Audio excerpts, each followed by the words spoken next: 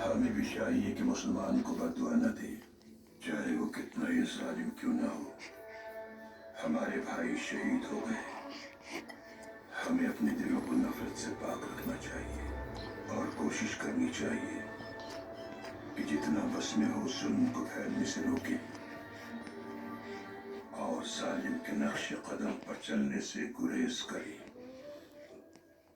शैतान को किसी भी सूरत अपने दिल में जगह न दे।